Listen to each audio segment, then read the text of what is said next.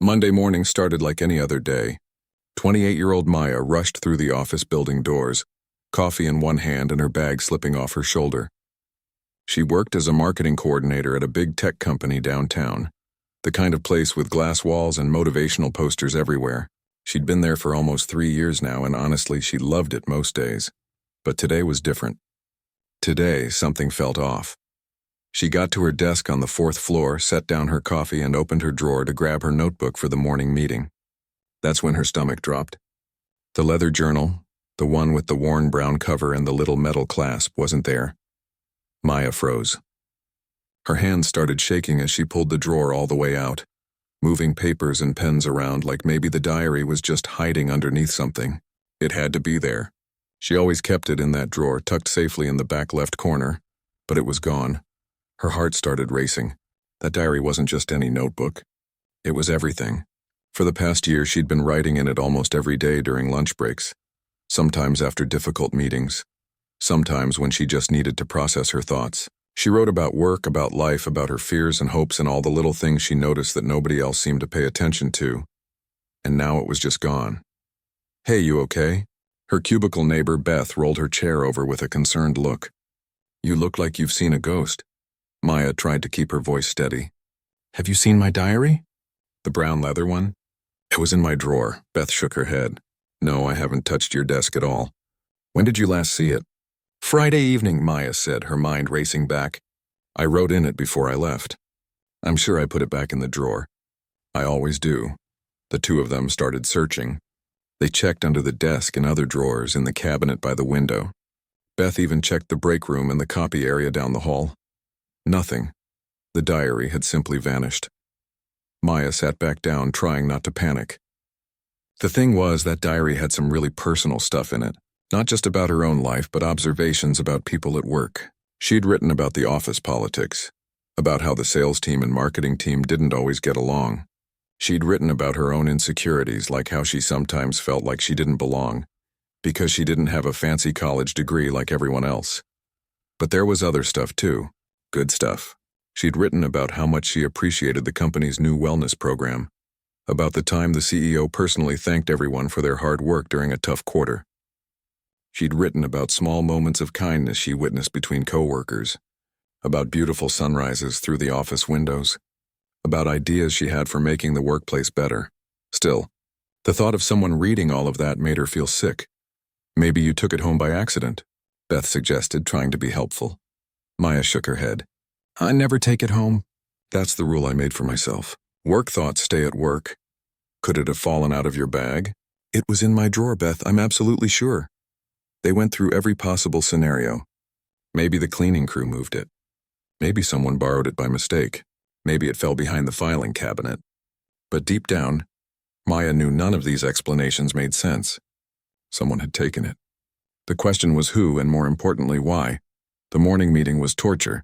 Maya couldn't focus on anything the team leader was saying about the new campaign launch.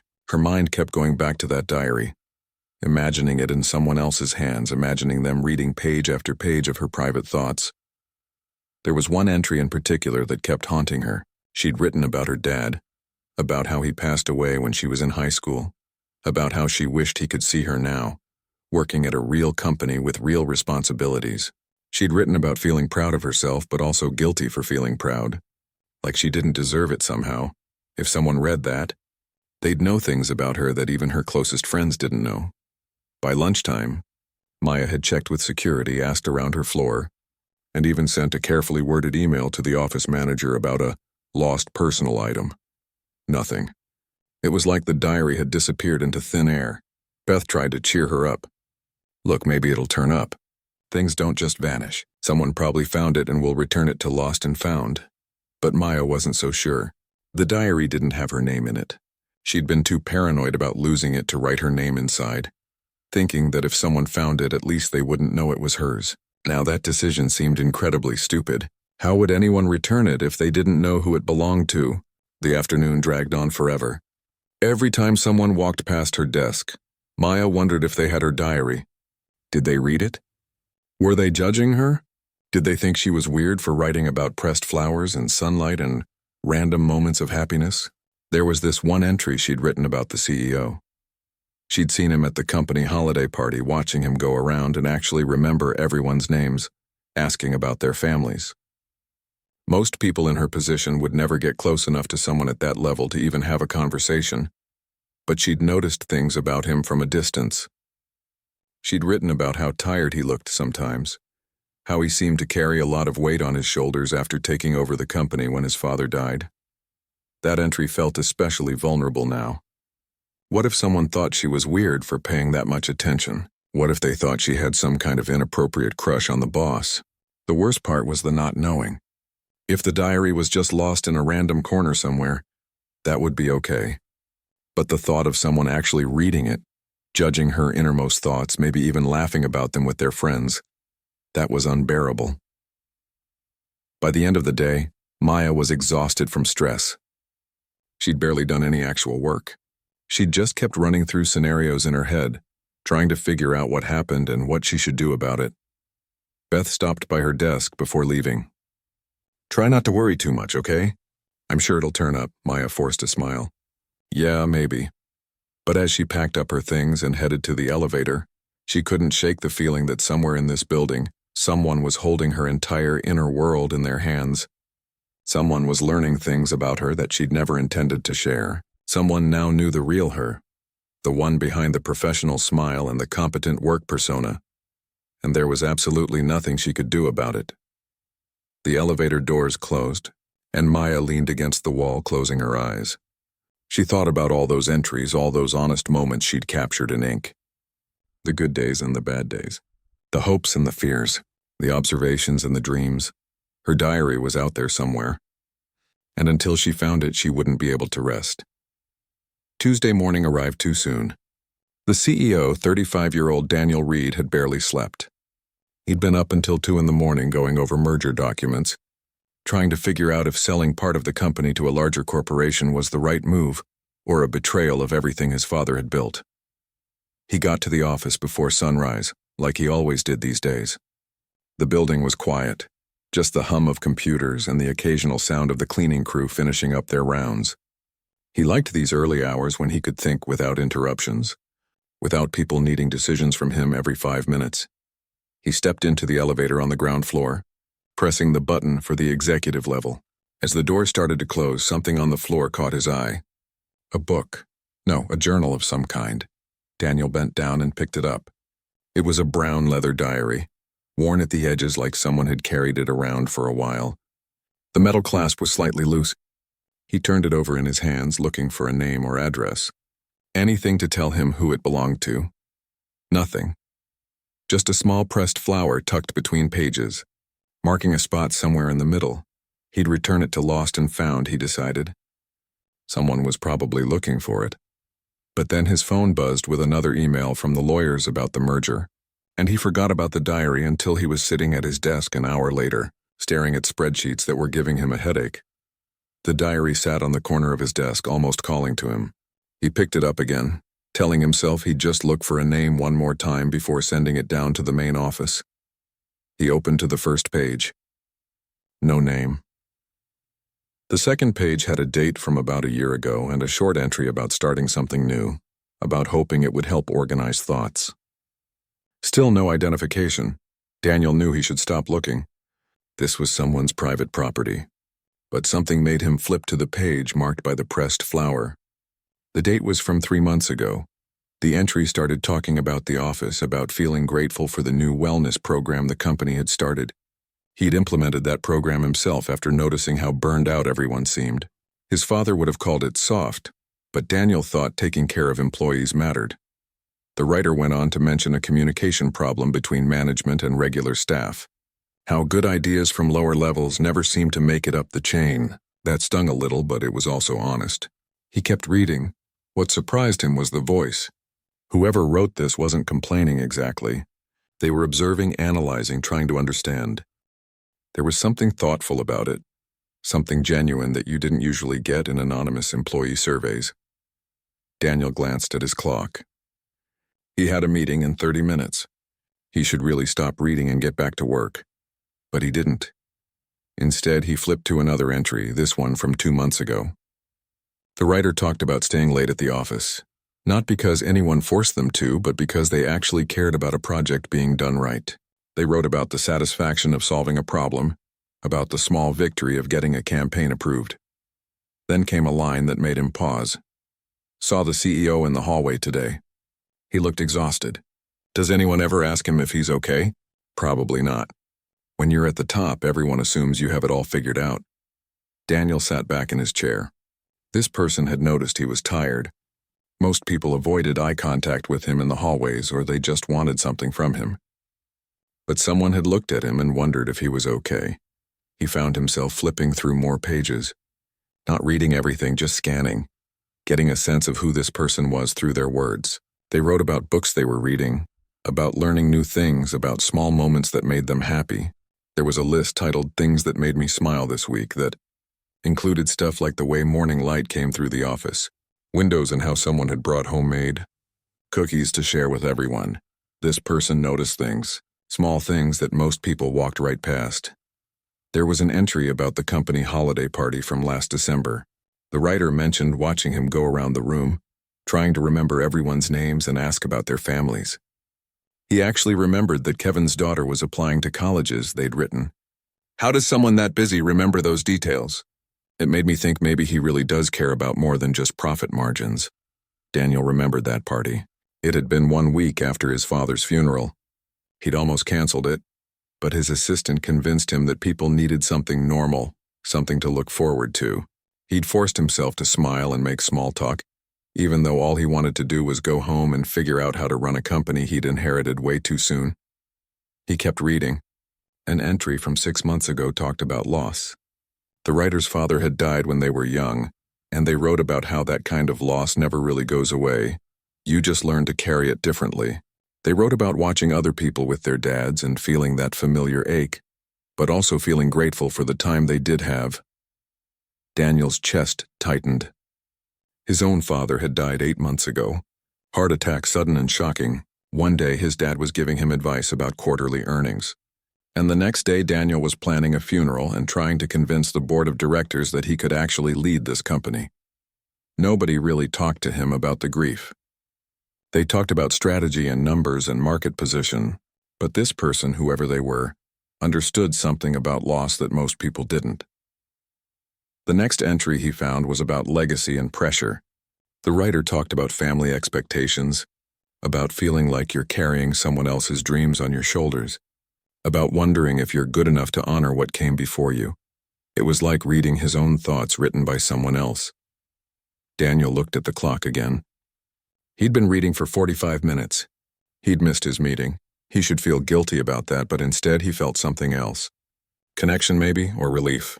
The relief of knowing someone else out there understood what it was like to feel the weight of expectations, to wonder if you're doing the right thing, to notice beauty in small moments while carrying heavy burdens. He picked up his phone and called his assistant. Cancel my morning meetings. Something came up. Is everything okay, sir? Yeah, Daniel said, surprising himself. I just need a couple hours. He hung up and went back to the diary. He wasn't looking for gossip or company secrets anymore. He was looking for the person behind these words. Who were they?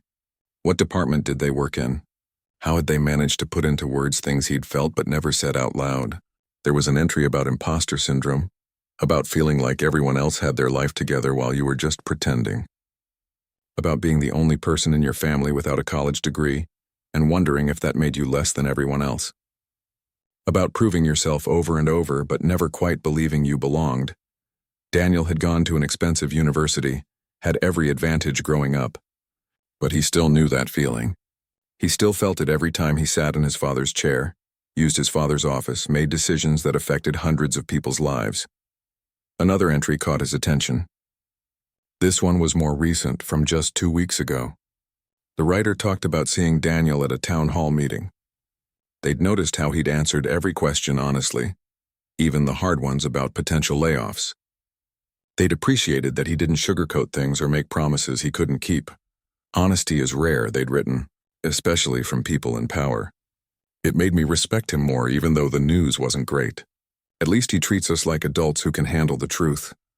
That town hall had been brutal. He'd had to tell everyone that if the merger didn't go through, they might have to do cuts. He'd barely slept the night before, rehearsing different ways to break the news. After the meeting, all he'd gotten was awkward silence and worried faces. But this person had seen it differently. They'd seen the honesty instead of just the bad news. Daniel spent the entire morning reading. He learned about this person's hopes for their career, their observations about office dynamics, their appreciation for small kindnesses between coworkers. They'd documented moments of people helping each other, sharing credit, making the workplace a little bit better. They'd also written about him more than once. Not in a weird way, just observations. How he always took the stairs instead of the elevator. How he said thank you to the security guards. How he'd stayed after hours to help the IT team fix a server problem, even though that was way below his pay grade. This person saw him, really saw him. Not just the title or the suit or the corner office. They saw the human being trying his best and sometimes falling short. By lunchtime, Daniel had made a decision. He had to find this person. He had to return the diary, obviously, but more than that, he wanted to meet them. He wanted to know who could see the world this way, who could capture both struggle and beauty in the same breath. The problem was, there was no name anywhere in the diary, just that pressed flower and pages of honest, beautiful, heartbreaking writing. He called down to HR. I need to find someone who works here, but I don't have a name. His HR director laughed. That's going to be difficult. We have over 300 employees. I know, but this is important. He couldn't exactly tell her he'd read someone's private diary, so he just said he needed to return a lost item to its owner. She suggested putting out a company-wide email or posting something on the internal message board, but Daniel hesitated. The diary was so personal. He didn't want to embarrass whoever had lost it. He needed a better plan. That's when he decided he'd have to do this the old-fashioned way. He'd pay attention. He'd look for someone who matched what he'd read. Someone thoughtful, observant, maybe a little bit shy about their own talents. Someone who noticed pressed flowers and morning light and tired CEOs in hallways. They had to be out there somewhere in this building, and he was going to find them. By Wednesday afternoon, Daniel had read the diary 3 times. He knew he shouldn't. Every time he picked it up, he told himself this was an invasion of privacy, that he should just put it in lost and found and forget about it. But he couldn't. There was something about these words that pulled him back in. He kept the diary in his desk drawer now, taking it out during quiet moments between meetings. Each time he read it, he discovered something new. A small sketch of the office plants in the corner. A quote from a book about resilience. A list of goals that included things like, be braver about sharing ideas and stop apologizing for taking up space. That last one hit him hard. He'd noticed in meetings how some people, especially younger employees, started every suggestion with an apology. Sorry, this might be stupid, but, or, I'm probably wrong, but what if? It drove him crazy. He wanted people to be confident, to trust their own judgment. This person clearly struggled with that too, but their ideas, at least the ones written in the diary, weren't stupid at all. They were brilliant. Thoughtful observations about team dynamics, suggestions for improving communication, ideas for making the office culture more inclusive. Why weren't these ideas making it to him? Why was someone this smart and observant hiding in whatever corner of the company they worked in? Wednesday evening, Daniel stayed late again. The merger lawyers needed more documents, more decisions, more of his time. He was exhausted. His eyes hurt from staring at screens all day. His shoulders were tight with stress. He pulled out the diary again, flipping to a random page. The entry was from 4 months ago, dated on a Friday evening. Stayed late again tonight. The office is so quiet after everyone leaves. I like it, actually. No pressure to perform, no one watching. Just me and my work and the city lights outside the window. Sometimes I wonder if this is what peace feels like. Not happiness exactly, but contentment. Being exactly where you're supposed to be. Doing what you're supposed to do. Daniel looked up at his own window. The city stretched out below. Thousands of lights in the darkness. How many times had he sat here feeling exactly what this person described? That strange mix of exhaustion and purpose, of loneliness and belonging. He kept reading. Saw the CEO leave around 7 tonight. He looked wrecked. His tie was loose and he was carrying his jacket instead of wearing it. I wanted to say something, maybe just, have a good night or thank you for everything you do. But I chickened out. What would someone like him want to hear from someone like me anyway? Daniel closed his eyes. He remembered that night. It was the week they'd gotten the preliminary merger offer. He'd been in meetings for 12 straight hours, arguing with board members about the company's future. He'd felt like he was drowning. If this person had said something to him, even just a simple "have a good night," it would have meant more than they could imagine. The next entry made him smile. Beth brought her daughter to work today for career day. The little girl couldn't have been more than 6. She walked around asking everyone what they do, and she was so genuinely interested in everything. She asked me what marketing meant, and I tried to explain it in simple terms. She said, "So you tell stories about things to make people care about them?" "Yes, exactly that." Kids understand things so clearly sometimes. Maybe I should explain my job that way at parties instead of using all the corporate jargon that makes people's eyes glaze over. There was a warmth to this person's writing. They noticed the human moments in the middle of corporate life.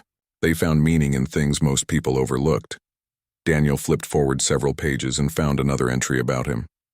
This one was from 2 months ago. Town hall meeting today. The CEO announced the merger possibility. You could feel the anxiety in the room. People are scared about their jobs, about change, about what happens to the company his father built. But here's what got me. He was honest. He didn't feed us corporate speak about exciting opportunities and synergies. He just told us the truth. We're struggling. The market has changed. We need to adapt or we won't survive. And then he said something that made me see him differently. He said, "I know I'm young. I know some of you think I'm not ready for this. Maybe you're right. But I'm here and I'm trying my best and I need all of you to help me get this right. We're in this together." I've never heard a CEO talk like that before. Admitting uncertainty. Asking for help. It made me want to fight for this place, for him, for all of us. Daniel remembered that meeting. He'd been terrified the whole time. His hands had been shaking when he gripped the podium. His father would have never shown that kind of vulnerability. His father would have projected confidence even when things were falling apart. But Daniel couldn't be his father. He could only be himself. And apparently, at least one person had appreciated that. He turned to another section, this one from 6 months ago. The handwriting looked more rushed here, like the words had spilled out quickly. Hard day. Presentation went badly. My ideas got shot down in front of everyone. Tom from sales made it seem like I didn't know what I was talking about, even though I'd spent weeks researching. I came back to my desk and just wanted to cry. But then I thought about Dad. He used to say that the difference between people who succeed and people who don't isn't talent. It's how many times you're willing to get back up after getting knocked down. So okay, I got knocked down. Tomorrow I get back up. Tomorrow I try again. That's all anyone can do. Daniel felt a surge of respect for this person. They didn't just write about easy things or happy moments. They wrote about struggle and doubt and the hard work of keeping going. There were more personal entries too. One about missing their father on his birthday. One about a failed relationship and wondering if they were capable of letting someone really know them. One about the fear of being ordinary, of living a small life. Sometimes I look around this office and wonder if this is it. Is this all I'm meant for? Meetings and emails and presentations? Is there something bigger I'm supposed to be doing? Or is the mistake thinking there has to be something bigger? Maybe meaning isn't found in grand gestures. Maybe it's built in small moments. The conversation over coffee. The project completed well. The colleague helped. The quiet satisfaction of a job done right. Daniel thought about his own life. Before his father died, he'd had plans. He was going to start his own company, something different from the family business. He had ideas about tech innovation, about doing things his own way. But then his father died, and suddenly he was running a company he never asked to run, living a life he never chose. And he'd spent 8 months resenting it, feeling trapped. But maybe this person was right. Maybe meaning wasn't about the big dramatic choices. Maybe it was about showing up every day and doing your best with what you had. Thursday morning, Daniel made a decision. He was going to find this person, but he was going to do it right. He called his assistant. "I need you to help me with something unusual." She looked skeptical. "How unusual?" "I need to return something to an employee, but I don't know who they are." "What's the item?" "A journal. Personal. I'd rather not go into details." His assistant, Rachel, had worked for his father for 15 years before working for Daniel. She knew him well enough to know when to ask questions and when to just help. Okay, what do we know? Daniel thought carefully. He couldn't reveal too much without betraying what he'd read. They've been with the company for about 3 years. They work hard, often stay late. They're thoughtful, observant. They care about the company culture. Rachel raised an eyebrow. That describes about 50 people. They don't have a college degree, and they're self-conscious about it. That narrows it down a little. What department? He thought about the entries mentioning presentations and campaigns. Maybe marketing? Communications? I'll pull a list of people in those departments who match the criteria. It'll take a few hours. While he waited, Daniel went to a department meeting. He'd started doing this lately, showing up to regular team meetings unannounced. Some people found it intimidating, but he wanted to bridge the gap between executive level and everyone else. Today, he went to the marketing department. About 15 people sat around the conference table when he walked in. Everyone straightened up, suddenly very attentive. "Don't mind me," Daniel said, taking a seat in the back. "Just want to hear what you're all working on." The department head, a confident woman named Patricia, went through the agenda. People presented their projects, discussed challenges, brainstormed solutions. Daniel watched and listened, looking for something. Someone who matched the voice in the diary. There was a quiet woman in the corner who barely spoke during the meeting. She took notes but didn't offer ideas. When Patricia directly asked her opinion, she started with, "This might be wrong," but Daniel's attention sharpened. Could it be her? He watched as she explained her thoughts on a campaign, apologizing twice more during her explanation. Her ideas were good, actually better than some of the louder voices in the room, but she seemed almost scared to take up space. After the meeting, Daniel lingered, hoping to talk to her. But she rushed out quickly like she couldn't get away fast enough. He went back to his office and called Rachel. "The list ready?" She handed him a printout. 23 names, all from marketing and communications, all without 4-year degrees. One name caught his eye. Maya Chen, 3 years with the company. Performance reviews described her as hardworking, reliable, and needs more confidence in presentations. That last note made him pause. Needs more confidence. That matched the diary entries about apologizing and taking up space. He looked up her employee photo. Young woman, kind eyes, slight smile that didn't quite reach her face. Something about her seemed familiar. He'd seen her around, he was sure of it. Friday morning, Daniel put the diary in his desk and tried to focus on actual work. The merger documents needed his attention. The board was breathing down his neck. He had real responsibilities, but his mind kept going back to those words, to the person who wrote them. To Maya, if that was really her name. By lunchtime, he'd made up his mind. He'd go to the marketing floor, find her, and return the diary. Simple and straightforward, except nothing about this felt simple anymore. Maya hadn't slept well all week. Every night she lay in bed running through worst-case scenarios. Someone had her diary. Someone was reading her most private thoughts. Maybe they were laughing about it. Maybe they'd already shown it to their friends. Maybe by Monday morning everyone in the office would know things about her she'd never intended to share. Thursday had been particularly rough. She'd been distracted during a team meeting, barely able to focus when Patricia asked for her input on the new campaign, and then the CEO had walked in unannounced, sitting in the back like some kind of observer, and she'd completely frozen up. She'd stammered through her presentation, apologizing 3 times, feeling her face burn with embarrassment. After the meeting, she'd practically run to the bathroom and stayed there for 10 minutes trying to calm down. Beth had found her there. "Hey, what's going on? You've been off all week." Maya couldn't tell her the full truth. "Just stressed. A lot going on." "Is this still about the diary?" I can't stop thinking about it. What if someone's reading it right now? What if they know things about me?" Beth put a hand on her shoulder. "Look, whoever has it probably doesn't even realize what it is. It's probably sitting in Lost and Found or in a random drawer somewhere." But Maya couldn't shake the feeling that something was wrong. Call it intuition or paranoia, but she felt exposed, vulnerable in a way she couldn't explain. Friday morning started with an email from the CEO's office. All department heads were required to bring their teams to a general meeting at 2 o'clock. No explanation, just mandatory attendance. The entire marketing floor buzzed with speculation. Was this about layoffs? The merger? More bad news about the company's direction? Maya felt sick. She couldn't handle a big meeting today. Couldn't handle sitting in a room with hundreds of people while her private thoughts were out there somewhere, possibly in someone's hands. At 1:30, Patricia gathered everyone. "All right, team, let's head down. And please look professional. The CEO specifically requested this meeting. They filed into the large conference room on the second floor. Maya tried to make herself small, sitting in the back row next to Beth. More and more people filled the space until the room was packed. At exactly 2 o'clock, Daniel Reed walked in. He looked tired but determined. He stood at the front of the room and waited for everyone to settle down.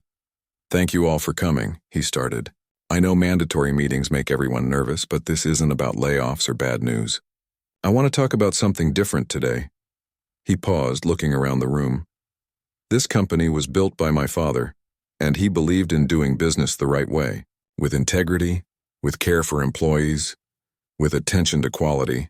Since his death, I've been trying to honor that legacy, while also adapting to a changing market. It hasn't been easy." Maya found herself leaning forward slightly, caught by his honesty. "I've made mistakes," Daniel continued. "I've missed things. I've been so focused on big-picture strategy that I've lost touch with what's happening on the ground level, with what you all deal with every day." He pulled something from his jacket pocket. Maya's heart stopped. It was a brown leather journal. Her brown leather journal. "A few days ago, I found something that made me realize just how much I've missed. A personal item that was lost. I'm not going to embarrass anyone by going into details, but I want to say this. I read parts of it. I shouldn't have, and I apologize for that invasion of privacy. But what I read changed my perspective." Maya felt like she couldn't breathe. He'd read it. The CEO had read her diary. Her hands started shaking. "This person," Daniel continued, "showed me things I'd stopped seeing. The gap between management and staff. The way good ideas get lost in the hierarchy. The small moments of humanity that make a workplace more than just a place to earn money. They reminded me why we're here, what we're supposed to be building together." The room was completely silent. Everyone was listening, including Maya, even though she felt like she might pass out. "So here's what I want to say. If you're the person who lost this journal, please come see me after the meeting. I want to return it to you, and I want to thank you. Your words mattered. They helped me see clearly when everything felt foggy." He held up the diary. There's a pressed flower inside marking a page. A forget-me-not, I think. Maya's grandmother had given her that flower before she died. She'd pressed it in the diary because it reminded her of her father, of family, of the people who believed in her even when she didn't believe in herself. "That's all," Daniel said. "Back to work, everyone. But if this belongs to you, please don't be afraid to claim it." People started filing out, murmuring to each other. Maya sat frozen in her seat. Beth grabbed her arm. "Is that yours?" "The flower, that sounds like something you'd do." Maya nodded, unable to speak. "So go get it. He wants to give it back." "He read it, Beth. He read everything." "Yeah, but did you hear what he said?" "He thanked you. He said it helped him." "That's not a bad thing." Maya's mind raced. All those entries about him, about the company, about her own insecurities. He'd read them. He knew things about her that she'd never told anyone. But he'd also stood in front of the entire company and acknowledged it. He'd apologized for reading it. He'd called her observations valuable. "I can't," Maya said. "I just can't," Beth sighed. "Maya, you can't just let him keep your diary. You have to go talk to him. What if I go up there and everyone realizes it was me? What if people think it's weird? What if they don't? What if they respect you for it?" Maya spent the next hour at her desk, staring at her computer screen without seeing anything. Her phone buzzed with a message from an unknown internal extension. "I'd like to speak with you when you're ready. No rush, office 12A, Daniel Reed." He knew. Somehow he'd figured out it was her. Maybe he'd asked around, maybe he'd done some detective work. It didn't matter. He knew. Maya looked at the message for a long time. She could ignore it, pretend she never got it. But then she'd never get her diary back. And more than that, she'd always wonder what he wanted to say to her. At 4:30, when most people were wrapping up their day, Maya stood up. Beth gave her a thumbs up. "You've got this." The executive floor was quiet. Maya's footsteps echoed on the polished floor. She found office 12A at the end of a long hallway. The door was open. Daniel sat at his desk working on his computer. He looked up when she knocked softly on the doorframe. "Maya," he said, standing up. "Thank you for coming. Please sit down." Her legs felt shaky as she walked in and sat in the chair across from his desk. The diary sat between them, that pressed flower visible through the pages. I'm sorry, she blurted out. I didn't mean for anyone to read it. I should have been more careful. I should have put my name in it or kept it somewhere safer or just not written about work things at all. Daniel held up a hand. Stop, you don't need to apologize. I'm the one who should apologize. I read your private thoughts without permission. That wasn't right, no matter how much it helped me. Maya looked down at her hands. You really read it? I did. Not everything, but a lot. More than I should have. He paused. Can I ask you something? The flower. You said it's a forget-me-not? She nodded. My grandmother gave it to me before she died. It was from my father's memorial garden. He died when I was 17. I'm sorry, Daniel said quietly. I lost my father recently, too. It's not the same as losing him young, but I understand some of what you wrote about. The grief that doesn't really go away. Maya finally looked up at him. His eyes were kind, and she could see the exhaustion she'd written about in her entries. The weight he carried. Why did you want to see me? She asked. Because I wanted to thank you in person, and because I wanted to ask you something. He leaned forward. In your diary, you wrote about ideas for improving this company, about the communication gap between levels, about making the culture more inclusive, about helping people feel valued. I want to hear more about those ideas. I want to know what you see that I'm missing. Maya felt her heart racing. I'm just a marketing coordinator. I don't have a business degree or any special training. I'm not qualified to advise the CEO. That entry you wrote about apologizing for taking up space, this is what that looks like. Daniel's voice was gentle but firm. You are qualified. You're observant, thoughtful, and you clearly care about this place. That's more valuable than any degree. But people will think it's weird, the CEO asking for input from someone at my level. Let them think it's weird. I'm tired of doing things the traditional way when the traditional way isn't working. He pushed the diary across the desk toward her. This is yours. Every word in here showed me someone who sees the truth and isn't afraid to write it down. I need people like that around me, Maya. People who will be honest instead of just telling me what they think I want to hear. Maya reached for the diary, her hands trembling slightly. What are you asking exactly? I'm asking if you'd be willing to work with me, not as an assistant or a secretary, but as an advisor, someone who can tell me what's really happening in this company, who can bridge that gap you wrote about, someone who can help me make this place what it should be. That's not even a real position. Then we'll create one. Call it cultural liaison or employee advocate or whatever makes sense. The title doesn't matter. What matters is having someone in my corner who actually understands what it's like to work here without a fancy title or executive perks. Maya held her diary against her chest, feeling the familiar weight of it. Can I think about it? Of course. Take all the time you need. Daniel stood up and she did too. But Maya, read that last entry when you get home tonight.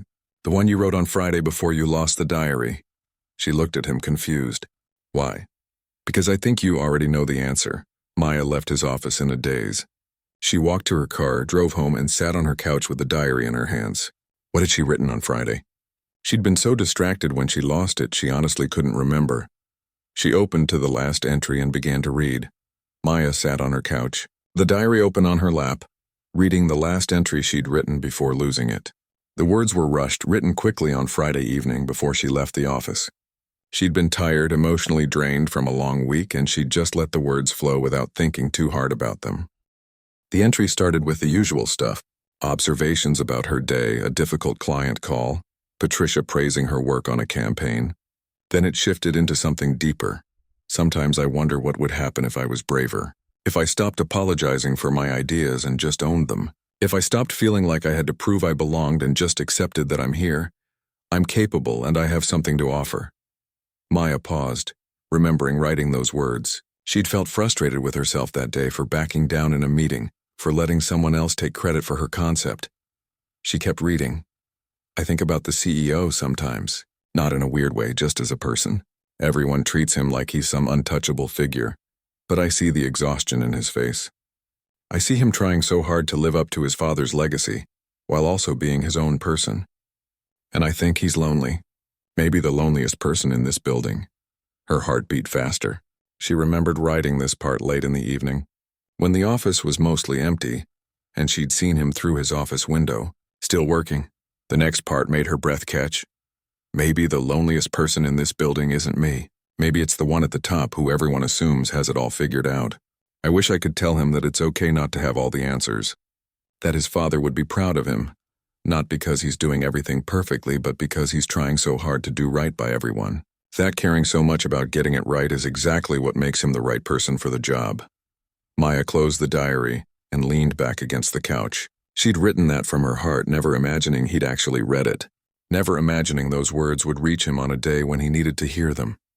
Daniel had said that last sentence made him speechless. That reading it changed something for him. She opened her phone and looked at the message he'd sent. His extension was there. She could call him right now. She could give him an answer. But what was her answer? The old Maya would have said no. Would have convinced herself she wasn't qualified, that people would judge her, that it was safer to stay in her comfortable position and not risk standing out. But that Maya had also been lonely. Had felt invisible. Had written page after page in a diary because she had no one to say these things to out loud. What if being brave meant accepting the opportunity instead of hiding from it? The weekend passed slowly. Maya spent Saturday rereading her diary from the beginning, seeing it through new eyes. She'd documented a year of growth without even realizing it. The early entries were full of self-doubt and fear. But somewhere along the way, the tone had shifted. She'd started writing with more confidence, more conviction. She'd started believing in her own observations. Sunday evening, she made her decision. Monday morning, Maya got to the office early. She wore her best outfit, the navy blue dress she saved for important presentations. She stopped by her desk only long enough to drop off her bag, then headed straight to the elevator. Beth caught her in the hallway. "Where are you going?" "To do something brave," Maya said. The executive floor looked different in the morning light, less intimidating somehow. She walked to office 12A and knocked on the doorframe. Daniel looked up from his computer and smiled. "Maya, come in." She walked in and stood in front of his desk, holding her diary like a shield. "I have an answer for you." "Okay, I'll do it. I'll work with you, but I have conditions." Daniel raised an eyebrow, looking impressed. "I'm listening. First, I need real authority. If I'm going to help bridge the gap between management and staff, I need to be able to make actual changes, not just suggestions that get ignored." "Agreed." "Second, I need direct access to you. Not through assistants or scheduled meetings 3 weeks out. If I see something that needs your attention, I need to be able to reach you. That's fair. And third," Maya took a breath, "I need you to promise that when I tell you hard truths, even things you don't want to hear, you'll actually listen. Because that's the only way this works." Daniel stood up and came around the desk, extending his hand. "You have my word on all 3 conditions." Maya shook his hand and something shifted in that moment. A partnership forming. A mutual respect-taking route. "When do I start?" she asked. "How about right now?" "I have a board meeting in an hour. Come with me. I want you to see what I'm dealing with." Maya's eyes widened. "A board meeting? I'm not prepared for that. Neither was I the first time. Come on, bring your diary if it makes you feel better. Take notes, observe, that's what you're good at." The board meeting was intense. 8 executives in expensive suits, all with strong opinions about the merger.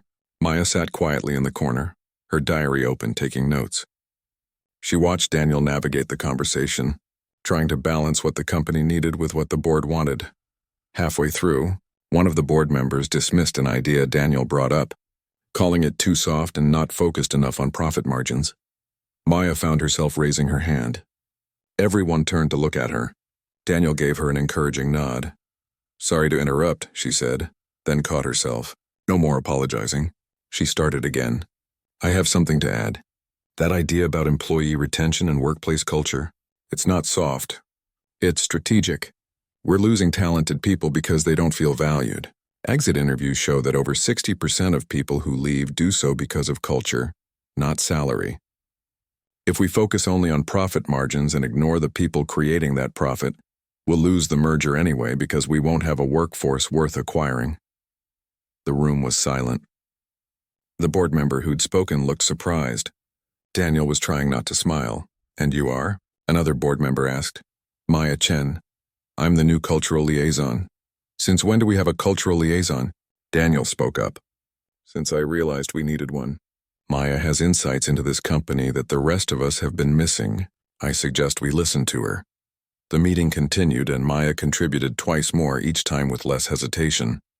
By the end, 2 board members had asked for her contact information. They wanted to hear more about her observations. Walking back to his office after the meeting, Daniel looked at her with genuine respect. That was impressive. You made 3 board members reconsider their positions. I just said what needed to be said. That's exactly what I need. Someone who sees what needs to be said and has the courage to say it.